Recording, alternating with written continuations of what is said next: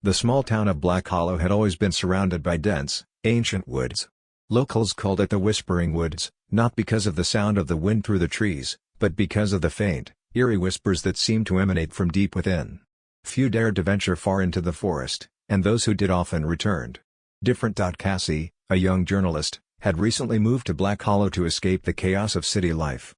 Intrigued by the stories she heard from the townsfolk, she decided to investigate the forest herself.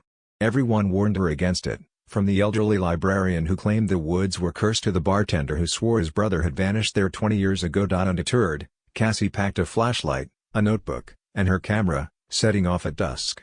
The trail into the woods was overgrown, the gnarled branches of ancient trees clawing at the twilight sky. The deeper she ventured, the quieter it became.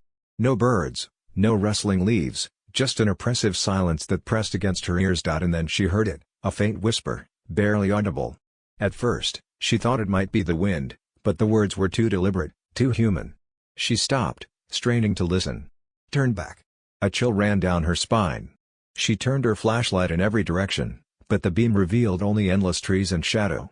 Steeling her nerves, she pressed on, telling herself it was just her imagination. Yet, the whispers grew louder, more insistent, and they weren't alone. Faint shapes flitted just beyond the edge of her light, impossible to discern but unmistakably there. As night fell, the woods transformed into a labyrinth of darkness.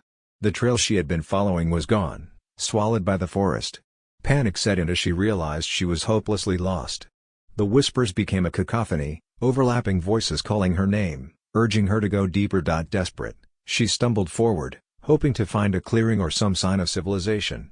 Instead, she found the ruins of an old cabin, its walls covered in strange, runic symbols that glowed faintly in the dark. The air around the cabin felt heavy, charged with a malevolent energy. Against her better judgment, Cassie stepped inside. The whispers ceased abruptly, replaced by an oppressive silence that was even more terrifying. Her flashlight flickered, casting fleeting shadows that seemed to move of their own accord. On a rotting wooden table lay an old, leather-bound book. The pages were filled with the same glowing runes as the cabin walls, and as she stared at them, she felt an unnatural compulsion to read aloud. Her voice trembled as she spoke the strange words, and the moment she finished, the cabin shook violently. The runes flared brightly, and a deafening roar filled the air.